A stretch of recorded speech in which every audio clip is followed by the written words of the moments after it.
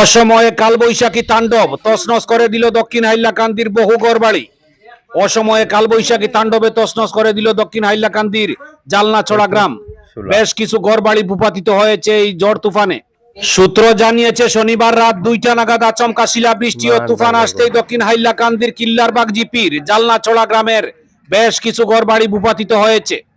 কারো ঘরের চাল উড়িয়ে নিয়ে যায়, কারো ঘরের উপরে বড় গাছ পড়ে যায়, আবার দু একটি পরিবারের কিছু মানুষ আহত হয়েছে। পরদিন সকালে জালনাছড়া অঞ্চলের কিছু সামাজিক সংগঠন খবর নিতে এগিয়ে আসে। তারা ক্ষতিগ্রস্তদের পরিবারগুলোতে সরকারি সাহায্যের আবেদন জানিয়েছেন।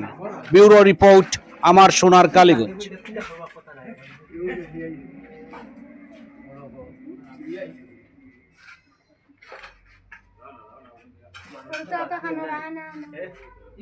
মানুষ বাঁচার কথা না, হাতিরে হয়তো আল্লাহ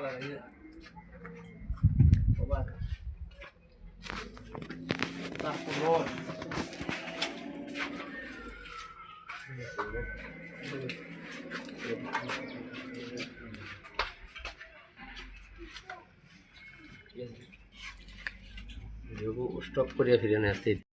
আচ্ছা, আপনার মাথার যে জখম যেটা দেখি আর এটা কিলা হান? এটা একটা উদ্দেশ্যে এই দুটো তিন গো পড়ছে তো কাছে এত বানাইছে।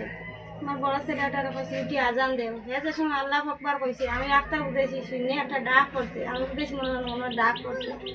ডাক করার সঙ্গে সঙ্গে এক গাছর একটা আর কি বর্গা মোর মাথার মাঝে পড়ছে। পড়তে এই সময় আমি পড়ে গেছি মুখ খাইয়া। পড়ার সময় কাঞ্চি দুইটা পড়ে গেছে উপরে। পড়ার মধ্যে আমি বেহুশ হয়ে গেছি। কোনটা বুঝতেই না। তারা টানাটানি করি হরতায় ওটা একজনে আরেকজনের বা করছে। ওই সময় আমি ওলা লাইট একটা ধরা থাকতো আর ওলা ধরছি মাথার। আমার একটা হাড়ি বুড়িয়েছে রক্ত। আমি আর বাদে আর কইতে পারি না, বেহুশ হয়ে গেছি। বাদে তারা ধরাধরি করি আমার খবর নিয়েছে। অত্যন্ত দুখীয়া পরিয়াল। আমি এই ভিডিওটো বনোৱাৰ মেইন এটা কাৰণ আছে। কাৰণটো হৈছে মানে আমি আজি জালনাছড়া আঞ্চলিক ছাত্ৰ সন্থাই মানে বিভিন্ন জেগাত আমাৰ গাঁওখনত গোটেই গাঁওখনত আমি এটা ভিজিট চলাইছোঁ।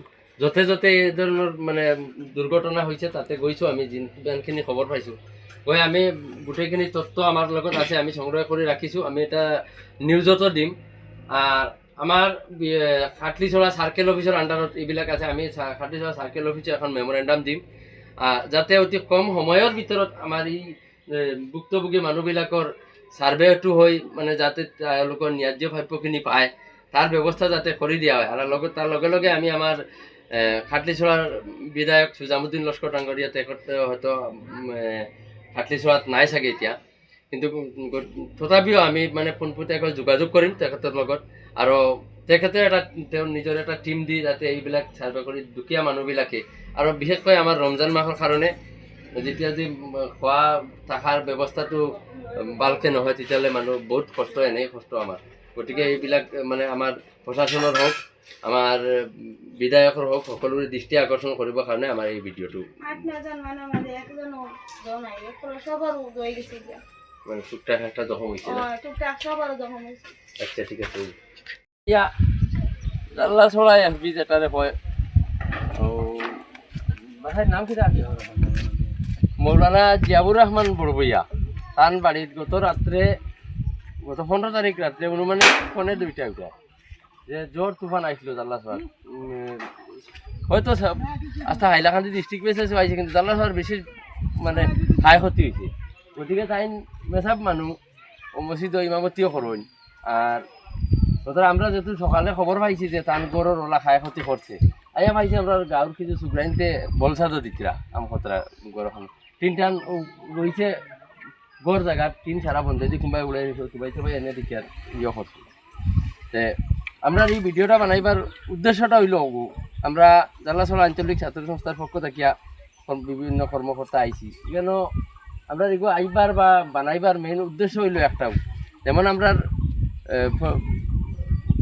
সার্কেল অফিসার বা ডিসি স্যার, স্থানীয় বিধায়ক, আসাম সরকার, যারা মানে বিভাগীয় কর্তৃপক্ষ যে যার কাছেও পড়ে সবর দৃষ্টি আকর্ষণ করে একটা জিনিস, যাতে এই দরিদ্র পরিবার যারা ক্ষয় ক্ষতি হয়েছে এরা কিছু কম সময়ের ভিতরে যাতে সার্ভেটা করা হয়। আজকের দিনও হয়তো গড় যেখান ভাঙ্গিছে উড়াইয়া নিছে কিছু মানুষ এই বলসার দিয়ে আমরা এখানে তুলামারি জায়গা থই দিয়া তোর বাদে কালকে যখন সার্ভের লাগি আবো হইব আইয়া ভাইবা তারা গোটা বানার কোনো হায় ক্ষতি নাই গতিকে এরা যে ফাইতো হওয়ার থেকে বঞ্চিত হইব এরা গরিব মানুষ হয়তো তাই মানে বলসার দেবা তাইছেন সারা তোর বলো হইতা নাই কয় আসন এর মাঝে আজিরাও দিতে লাগবে তাই না মসজিদে ইমামতি করে 5,000 বেতন ভাইবা এর থেকে যদি গড় এখানো আখতাও তো হঠাৎ করে আইছে এমন খবর দোষ না এর লাগি আমরা এই ভিডিওটা বানানোর মূল মকসুদ হইল মানে যেটা গ্রাউন্ড লেভেলও আছে জিনিসটা যাতে এভিডেন্স হিসাবেও থাকে আর আমরা একটা মেমোরেন্ডাম দিব দিছি যাতে এইটা এগুলা সার্ভে হয় সার্ভে হইয়া সার্ভের আন্ডারে যারা তারা যদি যতটুকু ড্যামেজ হয়েছে অতটুকু পরিমাণ যেটা কোনো একটা ইয়ে পাইব ওপো খাবার থেকে যাতে ন্যায্য পাইব থাকি বঞ্চিত না হই দরিদ্র মানুষ আর আমরা এটাও লক্ষ্য থাকবো যাতে সেগুলোর এমন কোনটা না কোনো ধরনের খায় ক্ষতি হইতে না এরা হামাই যায় লিস্টও আর যারা খেতিও হয় তারা লিস্টর বারে থাকে ও জিনিসটা লাগে আমরা আজকে এই ফিল্ডও কাজ করা আমরা যারা যারা মানে প্রকৃত তো ফাউনি ফাইতো যারা এরাও ফাইতো আর যারা ফাইতো না এরা যাদের নেতা মণ্ডল মরল এরা হামাই না যারা দরিদ্র পরিবারের মানুষ আছে যারা ভুক্তভোগী এরা যাতে সার্ভে লিস্টে থামায় ওঠার লাগিয়া আজকের ভিডিওটা গরুর বাতা গরু তো আসতাই কেন এখন এটা ঘটনাটা কোন সময় ঘটিছে